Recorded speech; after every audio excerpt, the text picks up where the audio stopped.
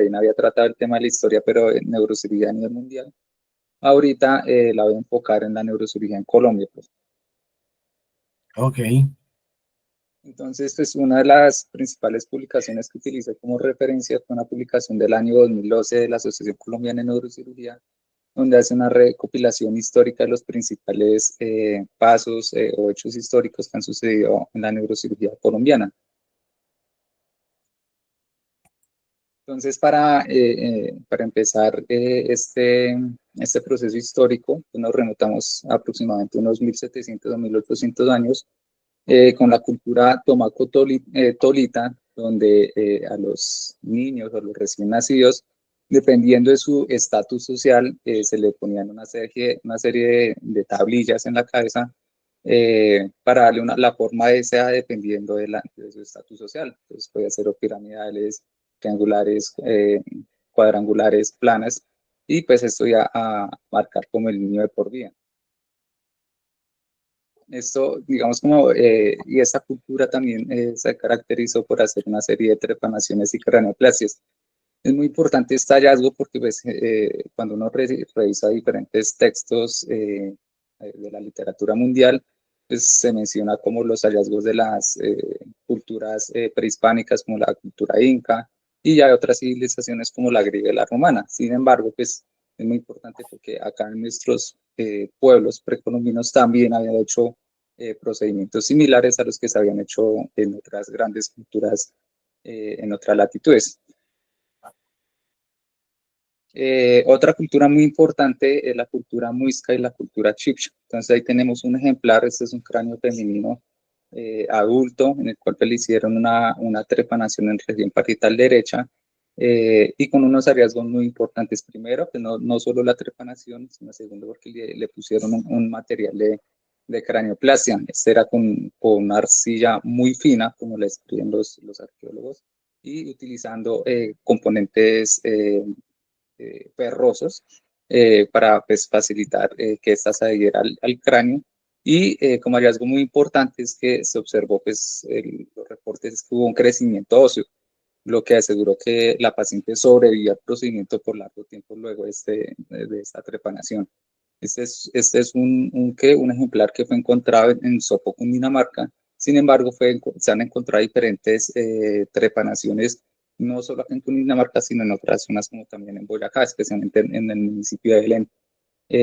Estas trepanaciones fueron realizadas, digamos, antes de la llegada de los españoles. Sin embargo, cuando estos llegan, prohíben esta técnica, pues que la consideran como bastante artesanal y precaria, a pesar de que ellos pues, la realizaban y conocían de esta técnica. Entonces, vemos que en los últimos 500 años, o antes del año entre 1500 y 1800, no se han encontrado registros de trepanaciones en Colombia. Ahora, para enfocarnos en la historia reciente y en la historia moderna, entonces se han descrito como diferentes generaciones de cirujanos. Entonces empezamos con los precolombinos, que son como las culturas que ya previamente había mencionado, y luego vienen una serie de cirujanos. Los primeros se denominan como los pioneros, que son aquellos que tuvieron una formación inicialmente como cirujanos generales o barberos, luego realizan una serie de estudios en el exterior, principalmente en Francia, retornan a Colombia y realizan pues, procedimientos neuroquirúrgicos pioneros para la época, acá en Colombia.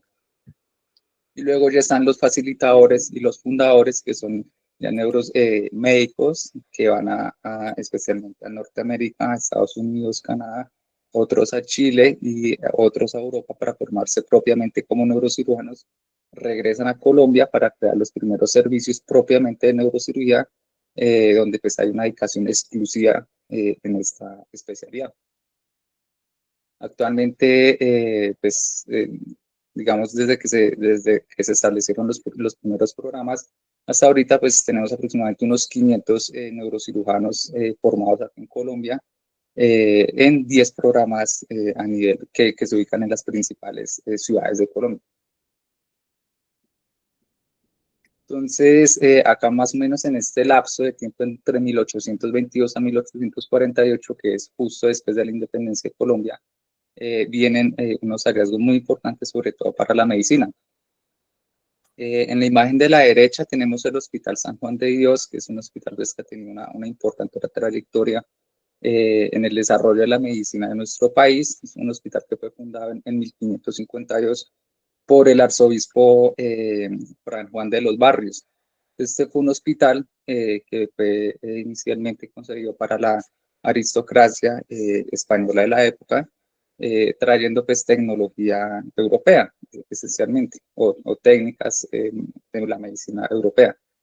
Luego de la independencia, entonces los primeros presidentes intentan conservar algunas instituciones españolas que habían quedado luego de la independencia, en este caso el Hospital San Juan de Dios, quienes buscaron pues renovarlo y modernizarlo para la época. Entonces traen dos médicos franceses, que el primero es Pierre Paul Broc y el otro es Fernando Hayes.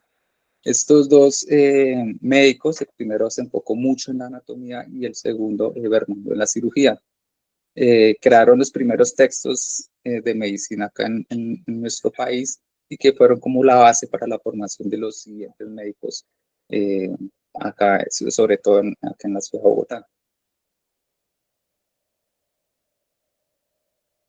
Luego, en la segunda década del siglo XIX, entonces tomaba protagonismo un cirujano que fue conocido acá como el mejor médico cirujano del siglo XIX, que fue el doctor Antonio Vargas Reyes. Él venía de una familia de la aristocracia española. Sin embargo, después del proceso de independencia, casi que todas las posesiones de su familia fueron despojadas.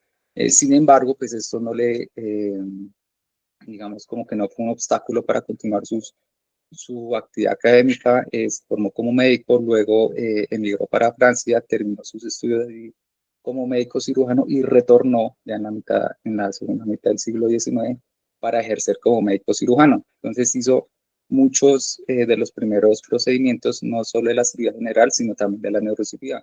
Fue el primero que hizo la trepanación, y es lo mismo el que primero hizo una estelectomía acá en Colombia, en pacientes sobre todo enfocados en trauma. Muy importante, ahí arriba traigo un título que es la creación de la Facultad de Medicina de la Universidad Nacional, y es porque luego el que retorna de Francia y se establece como una academia de manera privada donde se empieza a enseñar medicina, propiamente bajo unos estándares y unos parámetros previamente establecidos. Con esto, luego junto con otros médicos de esta misma época, se reúnen y crean en ese momento esta fundación para la enseñanza de la medicina, que luego se va a incorporar en el año 1867 para la formación de 5 facultades, entre ellas la Facultad de Medicina, para dar inicio a la Universidad Nacional de Colombia. Él es pues uno de los primeros profesores y el primer decano de la Facultad de Medicina. Luego ya finalizando el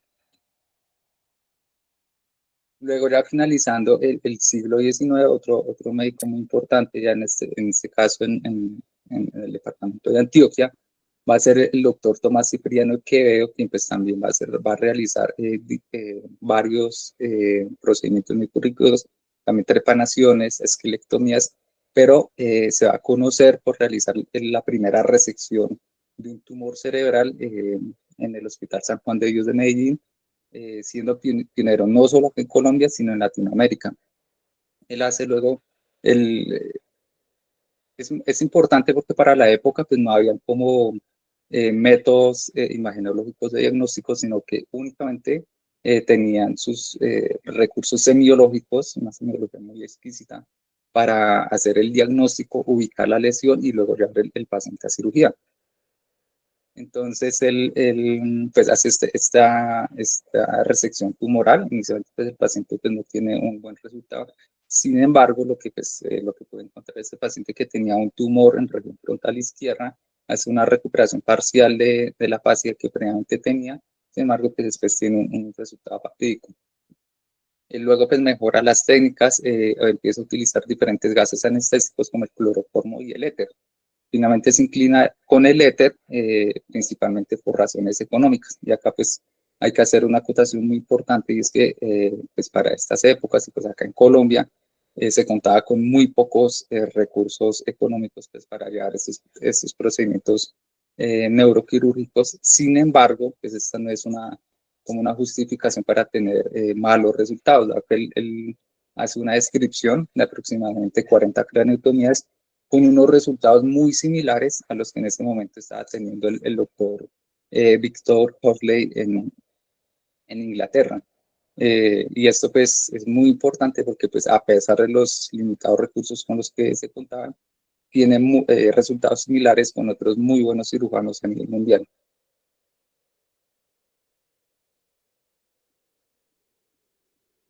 Ya iniciando el siglo XX, el doctor Pompilio Martínez también fue uno de los primeros egresados de la Facultad de Medicina. Luego viaja a Francia y Austria para terminar sus estudios, enfocándose en el ámbito quirúrgico. Retorna a nuestro país y realiza también una causística muy importante de craneotomías, esquelectomías, también realiza una serie de drenajes de absceso y también acá en Bogotá realiza la primera resección tumoral, siendo la tercera en el país. No solo se enfocó en el ámbito neuroquirúrgico, también les conoció por hacer la primera sutura cardíaca en un paciente con una herida penetrante en el corazón y también se les cree por haber tratado a varios pacientes con epilepsia jacksoniana que se curaron por medio de trepanación. Él en ese rango de 1901 a 1906 describe hace una serie de casos de 12 pacientes en el cual pues 2 tienen un resultado fatal, sin embargo 10 tienen buenos resultados con una supervivencia a largo plazo. La mayoría de pacientes superados son de trauma. Esta es una publicación de 1949 de nuestra facultad, después hace como una descripción de las primeras trepanaciones en nuestro país. Entonces acá se describen como la primera operación para pacientes con epilepsia jacksoniana y curados por medio de trepanación en el año 1892 por el doctor Mauro Giraldo y el doctor José de la Roche. También los primeros drenajes de absceso, así como la extracción, las primeras esquelectomías en 1892. Otro cirujano muy importante y también de esta misma época es el doctor Juan Bautista Montoya.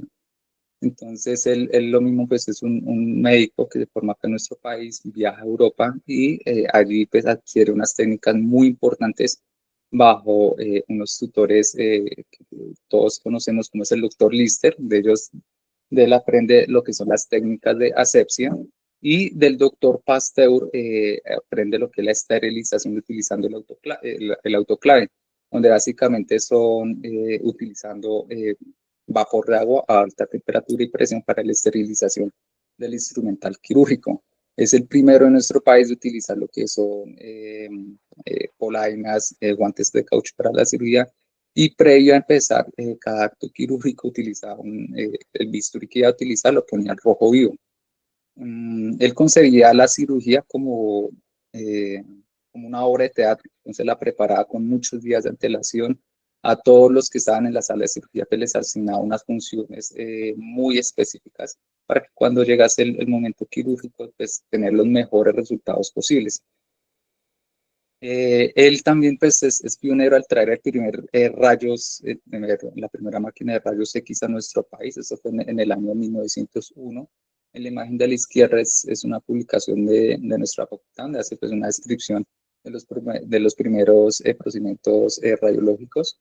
Esta radiografía, que fue la primera para un paciente con un trauma en la mano en el año 1901, importante porque fue tomada justo un año después de que, de que se concedió el premio Nobel a Rote por el desarrollo precisamente de este equipo.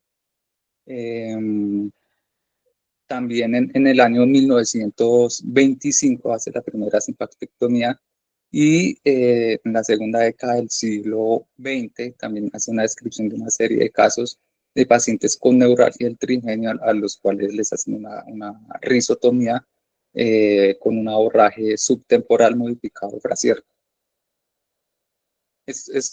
Todos estos procedimientos los hace acá en el Hospital San Juan de Dios. Sin embargo, pues él viaja o se traslada luego a la ciudad de Medellín y ayuda a establecer allí el Hospital San Vicente de Paúl, donde también va a ser pionero en la realización de diferentes procedimientos neuroquirúrgicos en este país, en este hospital.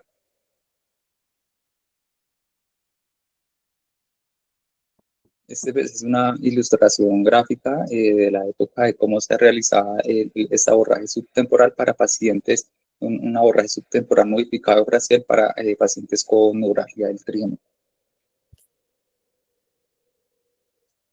Esta es una noticia de 1914, en el cual pues está el general Rafael Uribe, quien saliendo del Capitolio sufre una herida con un hacha por un carpintero. Eh, es un hecho muy importante porque es una de las primeras descripciones de una estelectomía de manera muy detallada que fue realizada por los doctores Uribe y Tomás Henao. Entonces, él luego de este accidente lleva a su casa, le realizan la esquelectomía, sin embargo, pues le documentan una herida importante en el tercio medio del seno longitudinal superior, que pues va a ser la causa de su fallecimiento.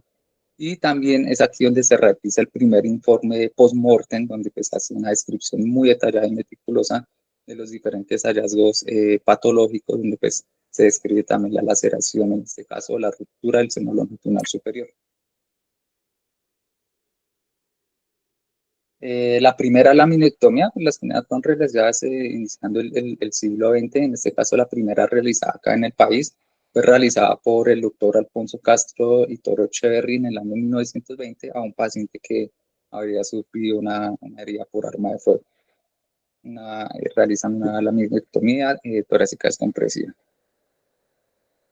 Luego hacemos un salto hacia 1940. Como nos podemos dar cuenta, siempre hay como un salto aproximadamente unas 2 décadas. Y esto en parte porque pues, para esta época, especialmente para 1920, se estaban estableciendo los primeros programas de neurocirugía en el mundo, especialmente en Estados Unidos. Sin embargo, pues hay una serie de políticas principalmente antimigratorias que limitan o dificultan el acceso para la formación quirúrgica, lo que hace que los primeros neurocirujanos de nuestro país formados en el exterior se adquieren esos conocimientos finalizando la tercera e iniciando la cuarta década del siglo pasado. Acá voy a hacer como una pequeña referencia a las diferentes escuelas a nivel mundial.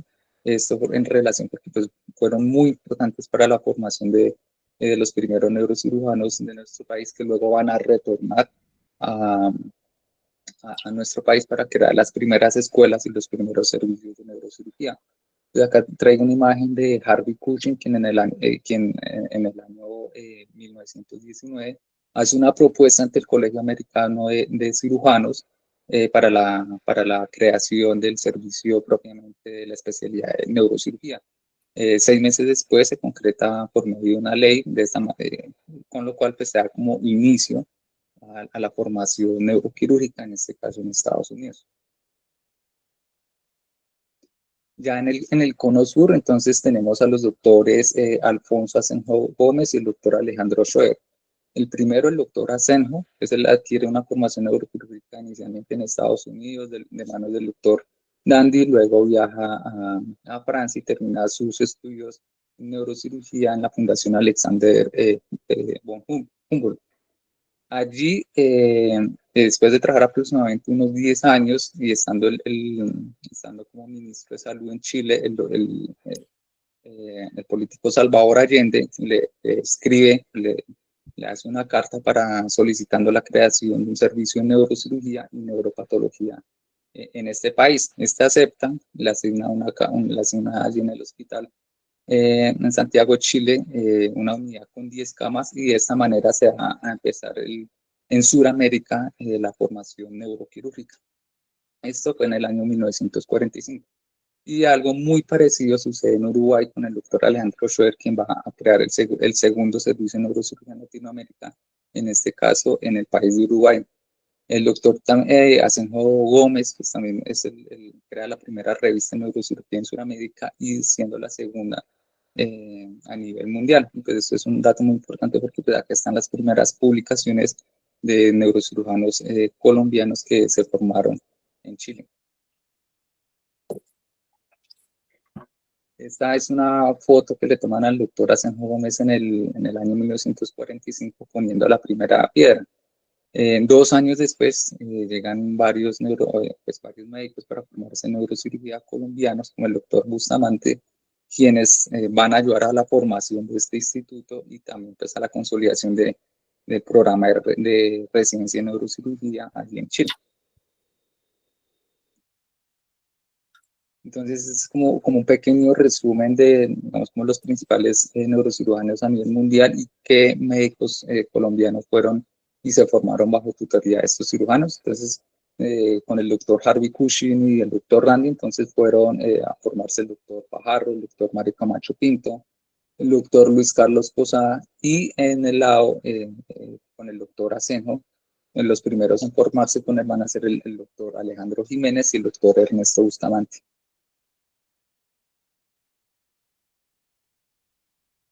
Entonces ya eh, para conformarse los primeros servicios de neurocirugía en nuestro país, entonces acá toma un papel protagónico el doctor Álvaro Fajardo Pinzón, quien es uno de los primeros neurocirujanos que se forma en Estados Unidos, específicamente en la ciudad de Nueva York, y luego retorna hacia el año 1941 para establecer el servicio o ser uno de los gestores del servicio de neurocirugía acá en el Hospital San Juan de Dios. Realizó diferentes tipos de procedimientos, entre ellos la primera neumoencefalografía en el año 1942. Algo pues es, digamos, un hecho histórico muy importante, dado que pues va a marcar lo que es el inicio de la neurocirugía como especialidad propiamente dicha en nuestro país, dado que previamente habían una serie de médicos, en su mayoría médicos cirujanos generales, que realizaban diferentes procedimientos neuroquirúrgicos. Sin embargo, pues no tenían la formación adecuada ni la dedicación exclusiva para ejercer esta especialidad. Entonces, él marca un hito al ser el primer neurocirugía en establecer un servicio y una dedicación exclusiva para realizar los diferentes procedimientos.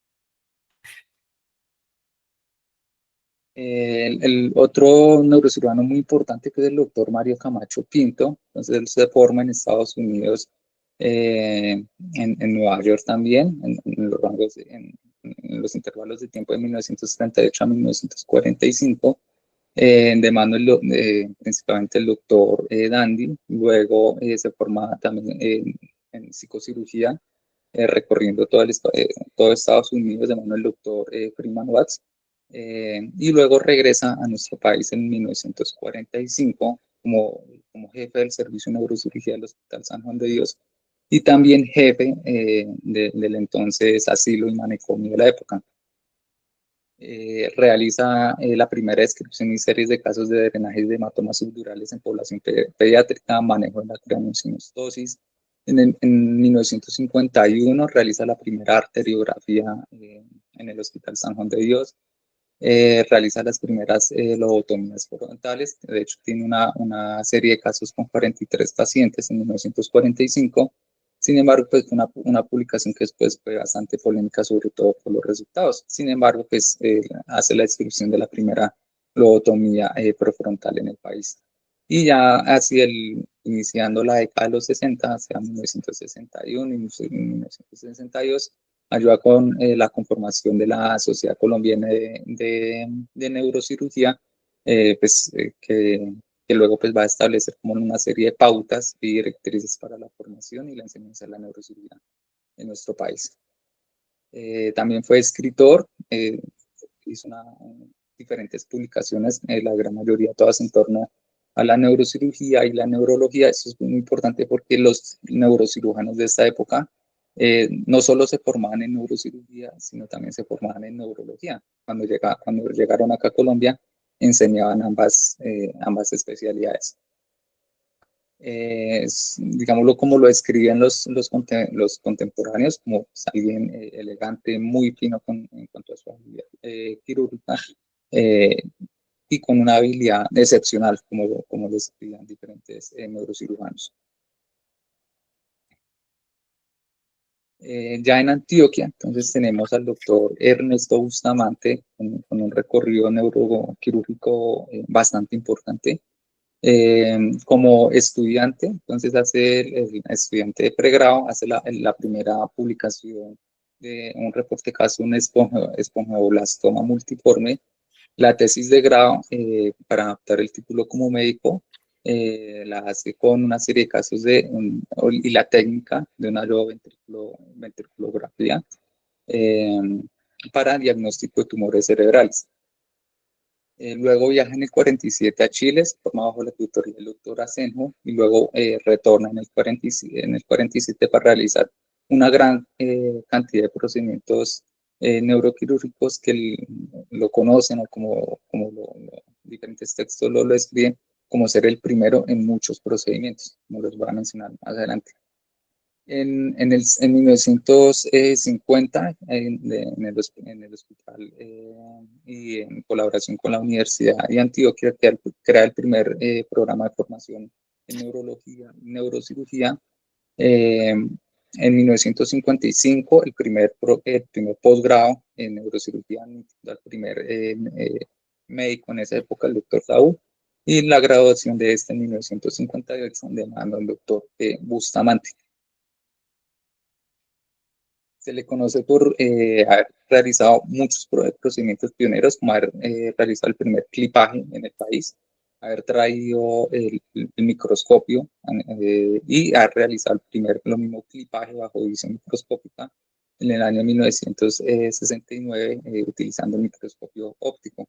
Su principal pasión fue la cirugía vascular, sin embargo, pues realizó otro tipo de procedimientos, como en la neurocirugía funcional, al realizar una paleotomía en 1958.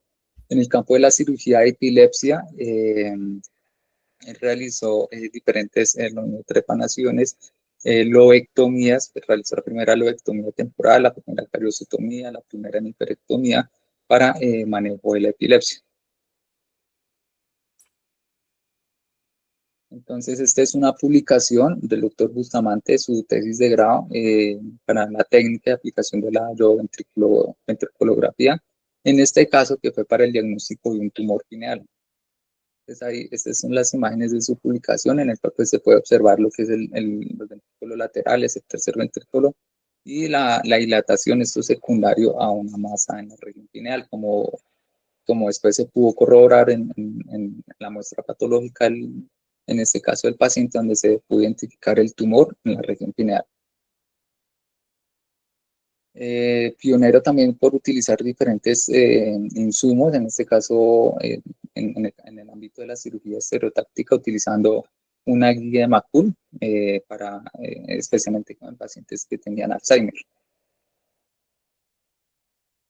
Cómo se realizaba como las historias clínicas en esta época. Entonces, ahí en la imagen superior izquierda, entonces se tiene una representación de todos los seriales o los registros con el número de cédula de los pacientes, se guardaban en bibliotecas y como si fuesen libros o registros de historia clínica. Y en la imagen de la derecha, que es el primer libro donde se tenía toda la casuística o las historias clínicas de los pacientes, el primer paciente y tratado por el doctor justamente un paciente que tenía una obstrucción a nivel lumbar. Él le realizó una mielografía donde se pudo documentar la estenosis y luego fue llevado a una laminectomía para la descompresión.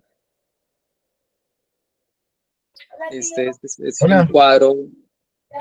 Sí, yo ya comí. sí, profe. Siga, siga. Bueno, entonces pues este es como un resumen de los hitos que tiene el doctor Bustamante, como les mencioné. Hace el clipaje de aneurisma, tanto por visión, bajo visión directa como bajo visión microscópica. Crea el primer programa de residencias en nuestro país de neurocirugía.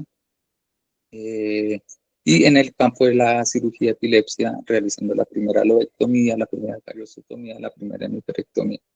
Y también un hallazgo muy importante en 1987, él fue profesor tanto en la Universidad de Antioquia como en la Universidad Javeriana.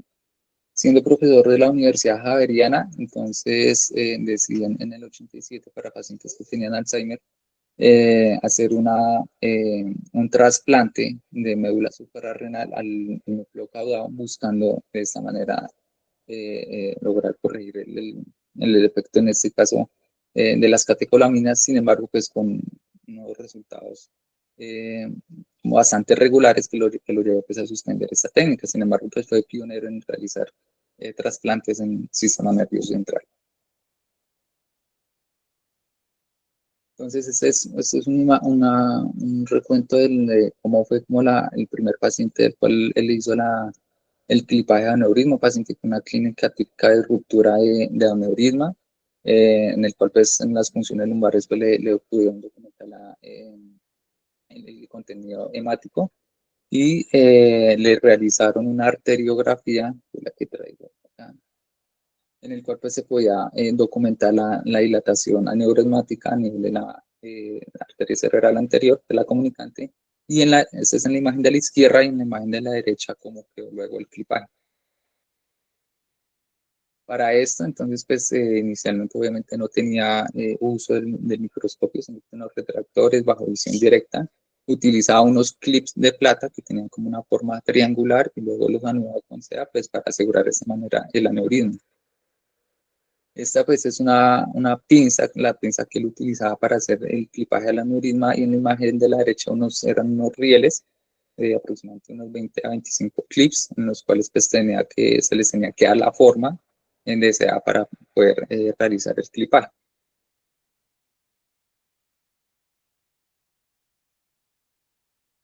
Luego tenemos al doctor Alejandro Jiménez, es neurocirujano bogotano, quien se formó no solo en Chile, sino también viajó a Nueva York, Montreal, también estuvo en Europa formándose. Luego retorna a nuestro país para trabajar en el Hospital San Juan de Dios. Eso fue aproximadamente hacia el año 1952, una vez que llega a este servicio, empieza como jefe hasta el año 1961, quien luego lo va a suceder el doctor Mora. No solo fue profesor de la Universidad Nacional, director del servicio, sino que también venía de una familia de políticos, lo que en ese momento le sirvió, o le sirvió también para ascenso, para ser decano de la Facultad de Medicina, y también fue ministro de Salud, ministro de Higiene en esa época, que pues, entre las cosas que le hizo, le cambió el nombre al Ministerio de Salud. Fue ministro de Salud en 2 ocasiones.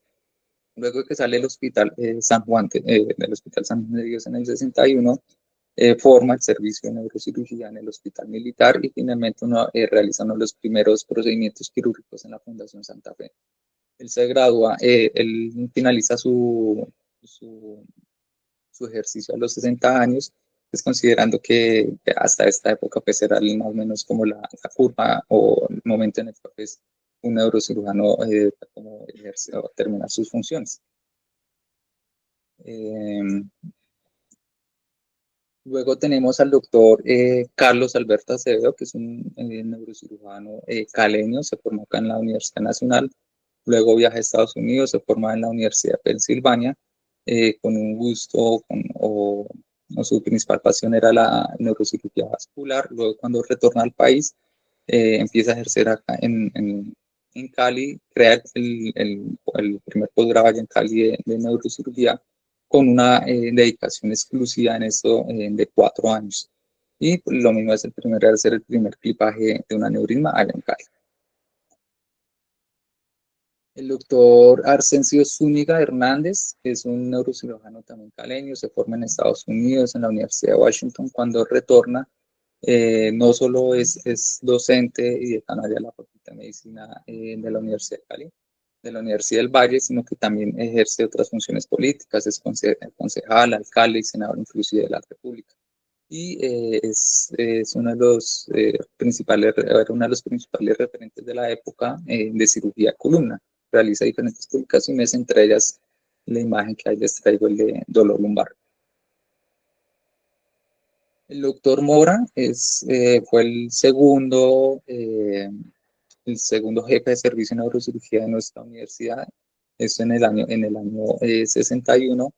Él se formó pues, en la Universidad Javeriana, luego el internado lo hizo en el Hospital San Juan de Dios, su formación neuroquirúrgica en la Universidad de Estocolmo, para luego llegar acá a nuestro país, donde pues es tanto docente como jefe de servicio de neurocirugía.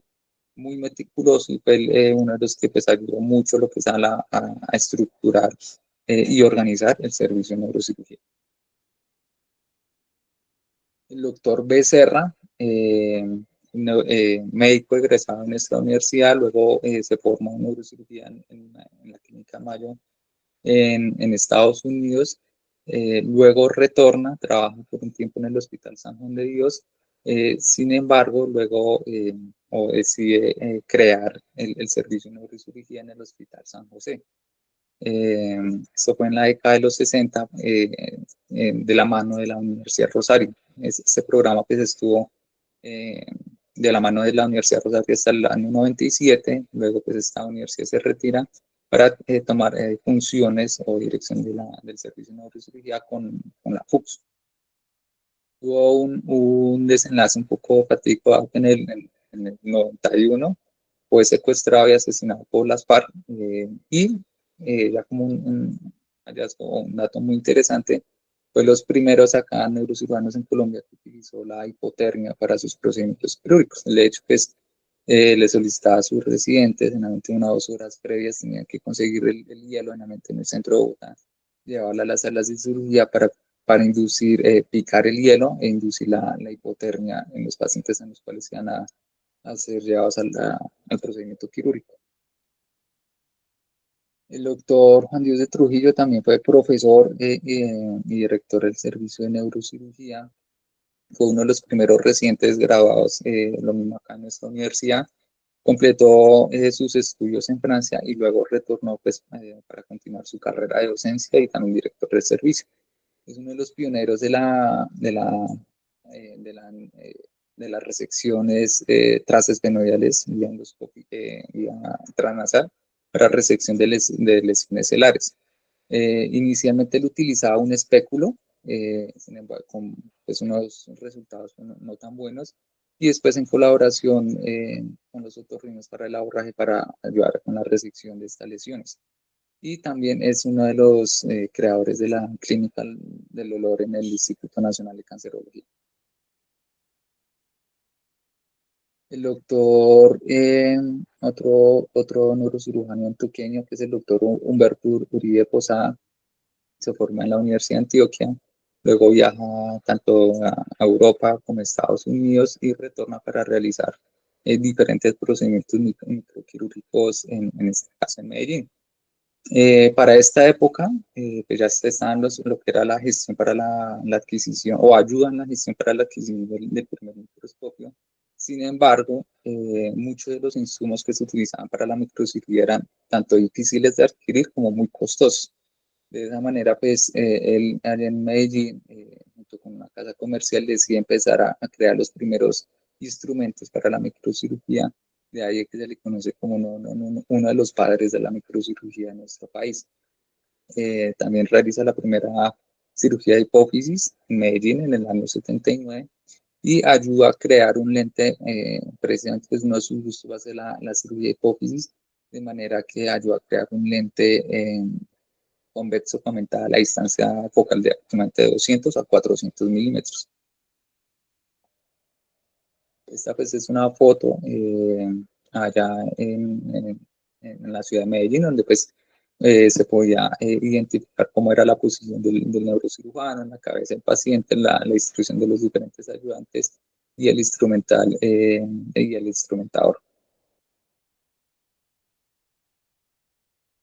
Cómo se realizaban en ese momento pues, las craneotomías, utilizando en este caso una trepina de Gall, que era el principal insumo que se utilizaba para la realización de los trépanos en esa época.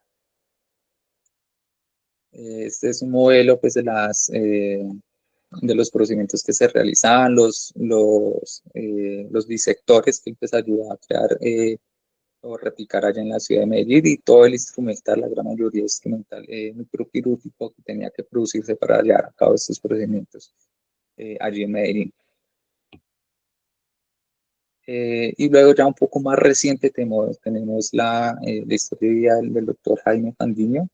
Él es pregrado acá de la Universidad Nacional, realiza sus estudios en neurocirugía y neurocirugía de epilepsia en Suecia. Luego, una vez que retorna acá a Colombia, ayudaba con la creación del primer servicio en el Caribe de neurocirugía, específicamente en la ciudad de Cartagena, que luego da paso para la formación del posgrado en neurocirugía en esta misma ciudad.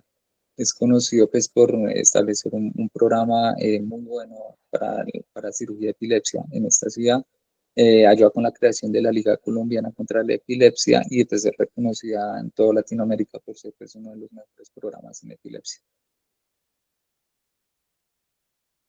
Luego pues de haber hecho como un repaso como los principales fundadores de la época, los primeros gestores de los servicios de neurología, vamos a hacer como un breve repaso de los principales programas en el país, a ver algunos de ellos.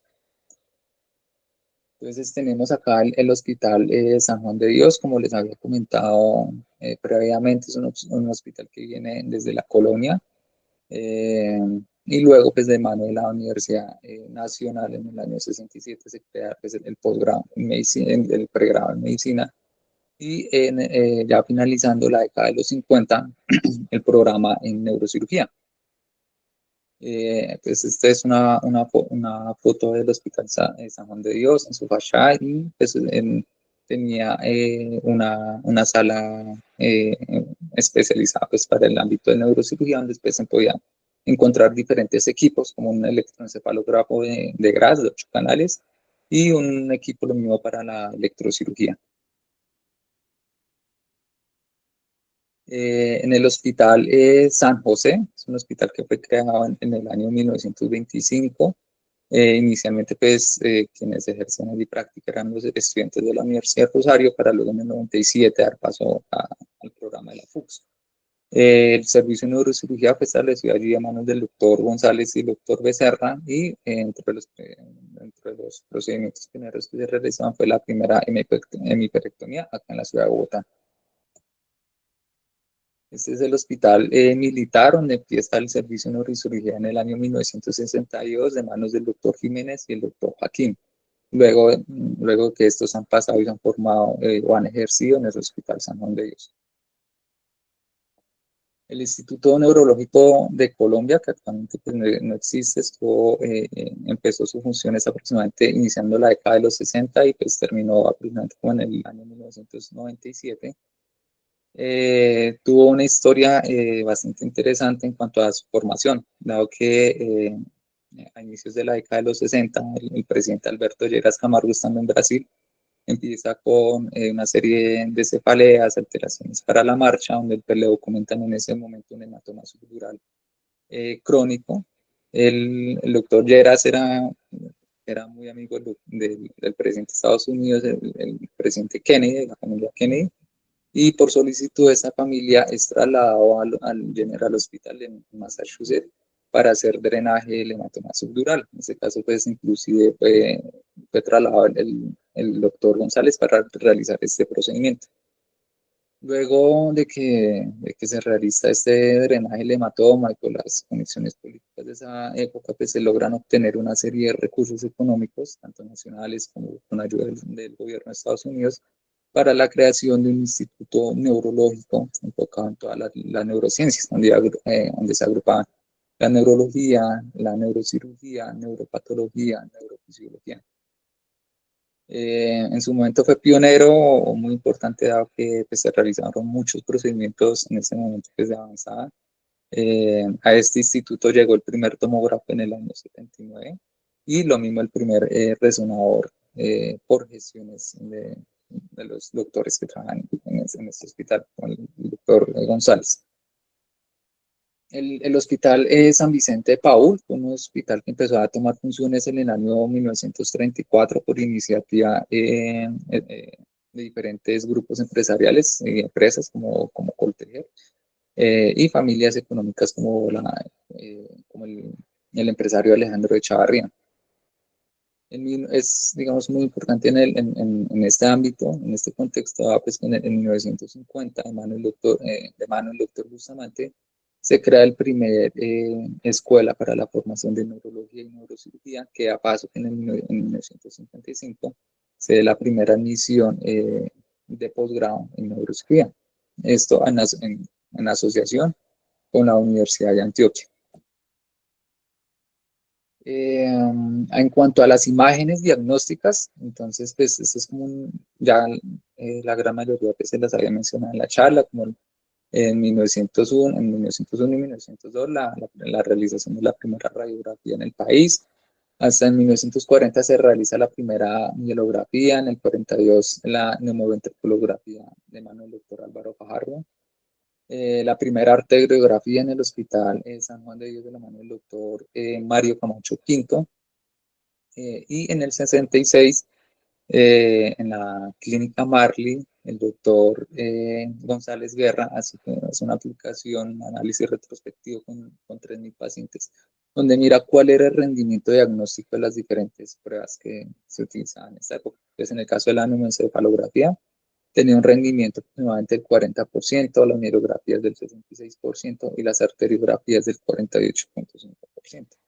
Y en la imagen de la derecha, pues tenemos un ejemplo de una neumoventriculografía y en la imagen inferior una mielografía que se realizaban en esa época.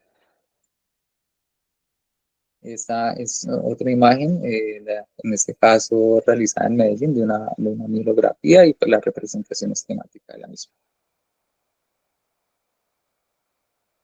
En cuanto al primer tomógrafo, este fue una imagen que fue desarrollada en la clínica en Mayo, en Rochester, Minnesota, Estados Unidos, en el lapso de 1972-1973. De hecho, sus desarrolladores, Hosniel y Komar, ganaron el premio Nobel en el 79. Esta es una imagen del primer tomógrafo y la primera imagen que se obtuvo. El tomógrafo llega al Instituto Neurológico acá en nuestro país en el año 1976. 13 años después llega el primer resonador magnético por gestiones del doctor Rafael Maldonado y ya como profesor allá en el año 2000 llega la neuronavegación. En el ámbito de la microcirugía, entonces, un breve resumen. La primera aplicación o uso de un microscopio en el ámbito quirúrgico lo realizan los otorrinos en el año 1921. Luego se empieza a utilizar este equipo y en 1950 hay una introducción de la serie 6 para usos específicos en la neurocirugía. En el 57 se hace la primera resección tumoral en Los Ángeles, Estados Unidos. En el 66, el primer clipaje de aneurismo bajo visión microscópica. Y pues hay que hacer mención especial al doctor Yasser Aguilar, que pues es el que desarrolla muchas de las técnicas microquirúrgicas que nosotros utilizamos en la segunda mitad del siglo XX, sino que actualmente están vigentes. En el 76 el doctor Bustamante pues, hace la introducción del microscopio y en el 79 realiza el primer clipaje de un aneurisma cerebral. En cuanto al manejo quirúrgico de los aneurismas cerebrales, específicamente la casuística del doctor Bustamante, entonces, previo a la introducción del microscopio, la mortalidad aproximadamente era el 25%. La mortalidad del doctor Bustamante pues, era como uno de sus principales gustos, el tema de la cirugía vascular. La mortalidad de la aproximadamente era el 8%.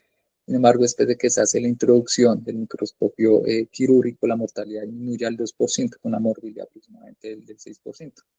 Estos hechos, pues, muy importantes, no solo pues, en cuanto a la introducción de la microcirugía en nuestro país, sino que estos resultados eran muy equiparables con los mejores neurocirujanos de la época. De hecho, pues, él fue catalogado como el mejor cirujano vascular de Latinoamérica de ese momento. Y ya pues en la década de los 90 se empiezan a desarrollar unos microscopios de la marca Carl Zeiss para con unas tecnologías mucho más avanzadas, con cabezas móviles que facilitan los diferentes abordajes microquirúrgicos. Esta pues, es una foto de la introducción del microscopio, del primer microscopio que llega a nuestro país. Ahora, este es pues, para hacer como mención a otro neurocirujano muy importante que ha tenido acá en nuestra historia, que es la del doctor Salomón Hakim. Él fue, pues, su familia es o hijo de inmigrantes libaneses, eh, hijo, nieto, bisnieto de médicos, su padre también era farmacéutico. Él estudia neurocirugía acá en la Universidad Nacional, luego culmina sus estudios de neurología, neuroestudio y neuropatología en el General Hospital de Massachusetts. Él retorna a nuestro país en el año, finalizando la década de los 50, empezando la década de los 60, para trabajar en el Hospital San Juan de Dios.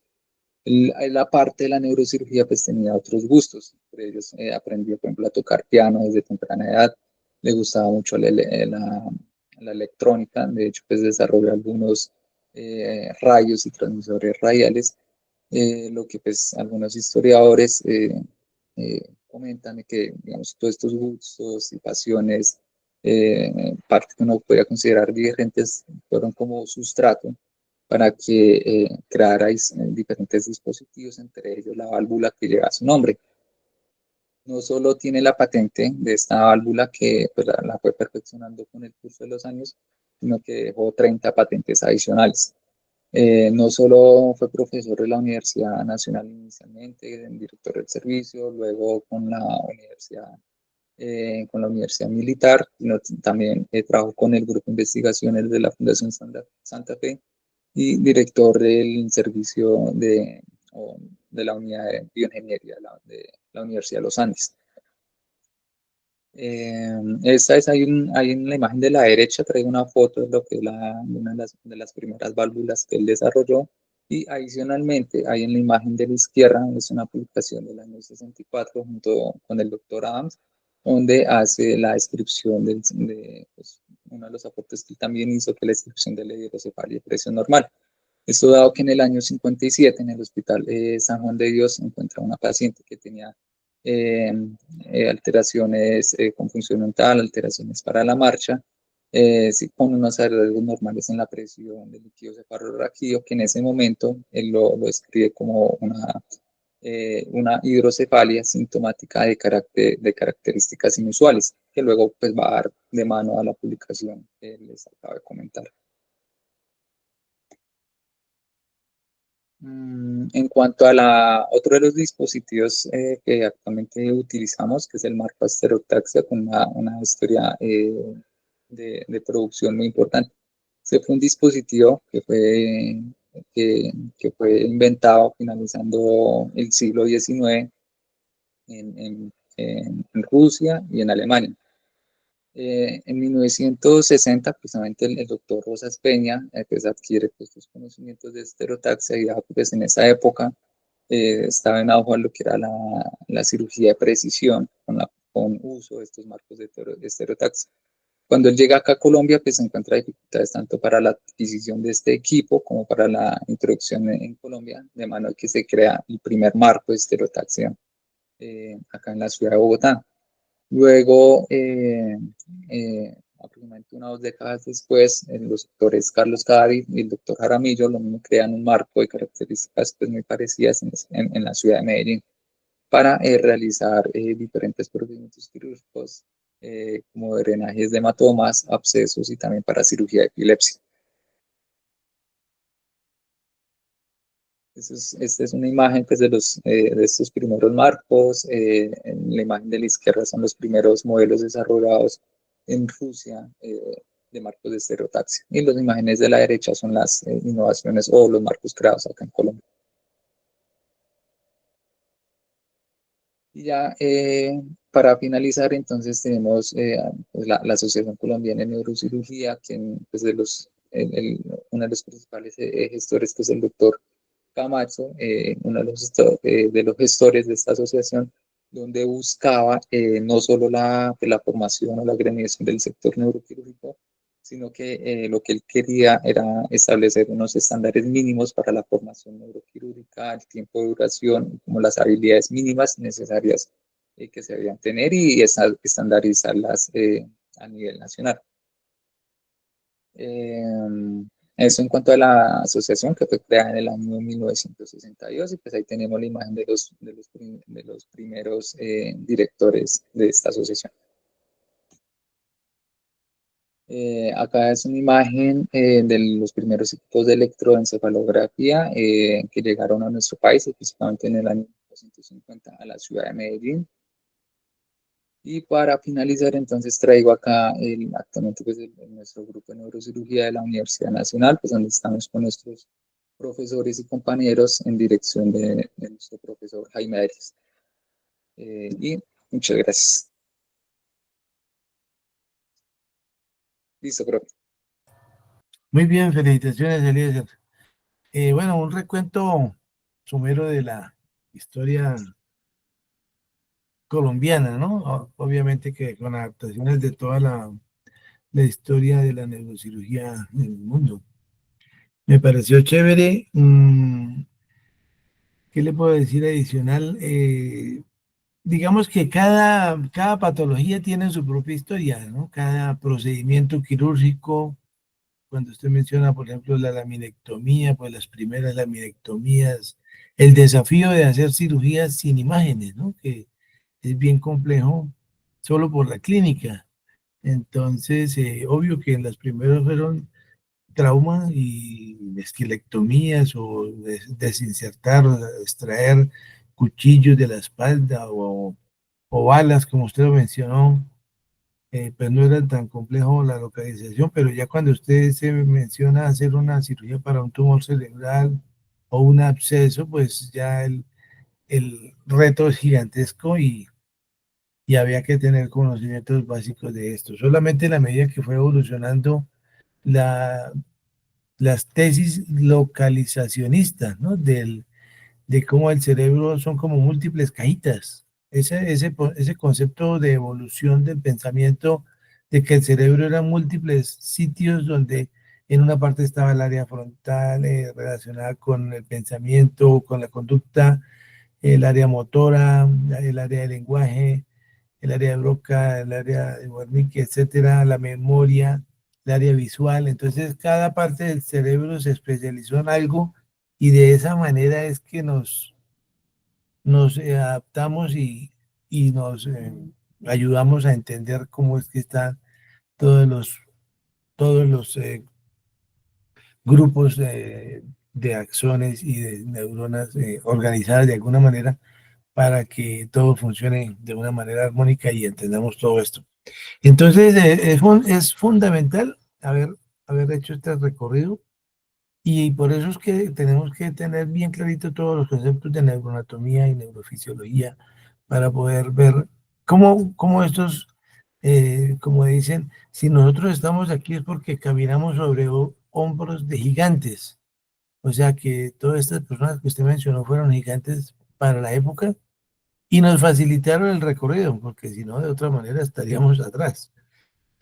Por eso hay que dar el reconocimiento a cada una de estas personas. Me gustaron las fotos de nuestros colegas, le faltó apuntar ahí a los colegas recientes que, vea, aquí tenemos al doctor Martínez que nos está escuchando, profesor ya por 35 años de nuestra servicio de neurocirugía o más años tal vez.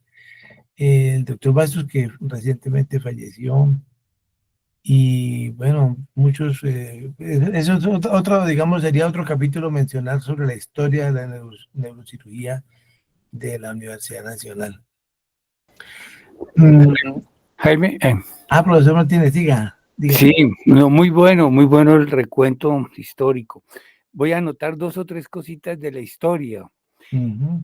Cuando se operó el primer tumor que usted estaba hablando en Medellín, en esa época no había arteriografía y lo único que el doctor tenía era un oftalmoscopio.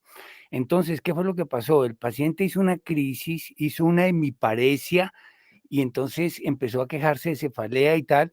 Él supuso que era algo que estaba expandiendo Entonces le hice un fondo de ojo, un papiledema, y supuso que estaba en el lado derecho. Esa fue la trepanación.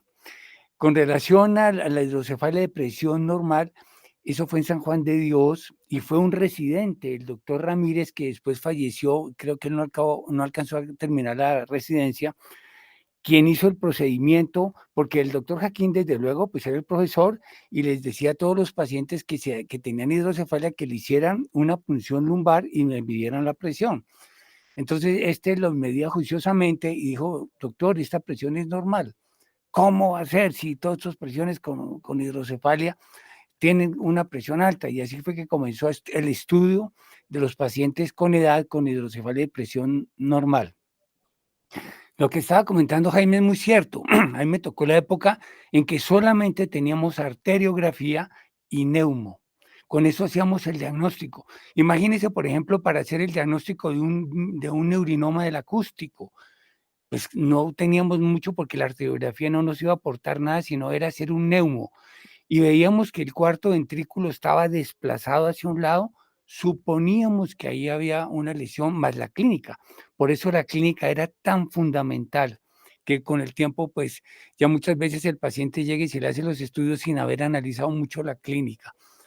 No teníamos, yo me acuerdo haber operado muchos pacientes con lipomas intradurales o intradurales que son muy difíciles, entonces los operamos sin aspirador, sin monitoreo, desde luego, era muy difícil esas cirugías.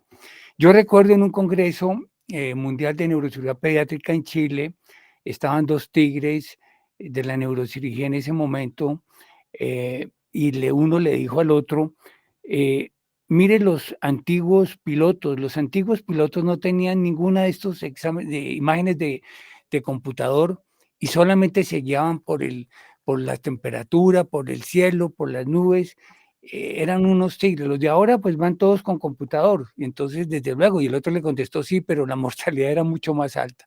Desde luego, todas estas cosas nos han servido para ir puliendo, para hacer mejores diagnósticos, para hacer mejores pronósticos, para que el paciente le vaya mucho mejor. Es larga la historia. La otra cosa, las mielografías eran con una sustancia que se llamaba miodil, que es un aceite. Entonces, ¿qué es lo que pasaba? Que la gran mayoría de esos aceites irritaba la médula y los podía comprometer. Por eso en una época decían una punción lumbar es casi sinónimo de dejarlo paraparético, parapléjico. Entonces la gente le tenía mucho miedo porque no había otro diagnóstico. Ya después vinieron los otros medios hidrosolubles y ya la cosa fue cambiando cuando hacíamos las mielografías. Y la historia sería larga para contar sobre todas esas cosas que nos tocaba utilizar sin mayores recursos. Eran dos cositas que quería aportar, Jaime. Muchas gracias, profesor. Si hay preguntas o comentarios, bienvenidos. Bueno, muy bien. Entonces damos por concluida la primera sesión del nuevo ciclo de charlas y ya los estaremos convocando el próximo jueves. Muchas gracias y que descansen. Muchas gracias, Eliezer. Súper.